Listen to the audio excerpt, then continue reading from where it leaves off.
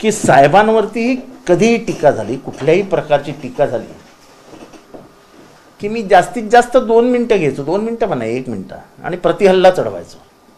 समोरचा माणूस कितीही मोठा असो, कोणीही असो, कुठल्याही पक्षाचा असो. मी तरी वैयक्तिकरित्या कधीच थांबलो नाही. आणि आजची गोष्ट नाही आहे, हे गेले 25-30 वर्ष मी करतोय. कधी साहेबांची परमिशन घेतली नाही, साहेब मला काय रागवतील का, ओरडतील का, याचा विचार केला नाही. प्रायश्चित्ताची चिंता न करता मी कायम तलवार हातात घेऊनच निघायचो. आता ते माझ्यावर बोलायचे, त्यांना माझा एक साधा प्रश्न आहे. अजितदादांना आम्ही बघतोय गेले 4 दिवस सगळीकडनं घेरलं जाते.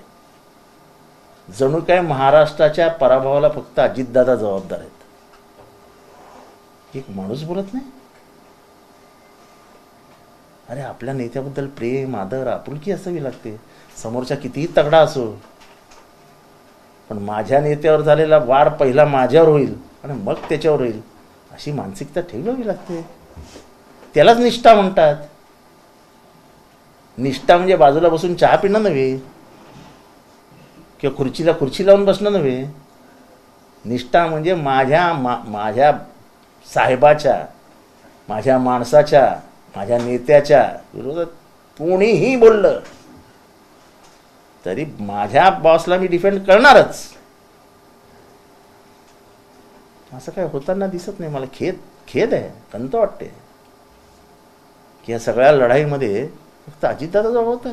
मी साधा प्रश्न विचारू इच्छितो, उत्तर प्रदेशमध्ये झालेल्या दारुण पराभवाला कोण जबाबदार?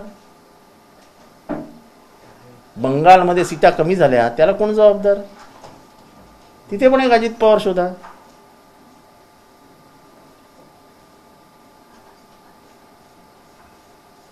म्हणजे भले माझे आणि त्यांचे वैचारिक मतभेद असतील, पण कार्यकर्त्यांनी आपल्या नेत्याला सोडता कामा नये.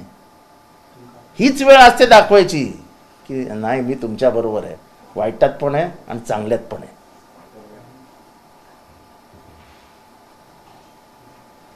फक्त दादांकडनं निधी, दादांकडनं अमुक, दादांकडनं तमुक, फायदे, फोन, ह्याच्यासाठी दादा नाही आहेत. कदाचित अख्ख्या महाराष्ट्राला आश्चर्य वाटेल मी हे बोलल्यानंतर, पण निष्ठा कशाला म्हणतात तर जेव्हा साहेबांविरुद्ध दादा बोलले होते, दादांचं भाषण 3ला संपलं आणि 3 वाजून 1 मिनिटांनी माझी प्रतिक्रिया दिली, ज्याच्यावरती दादांना रिॲक्शन द्यावी लागली. जे दादा कधीच रिॲक्शन देत नाही त्या दादांना रिॲक्शन द्यावी लागली.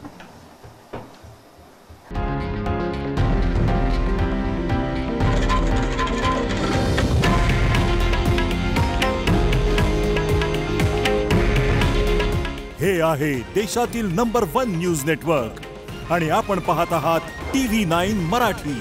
काळजी तुमची, हित महाराष्ट्राचं.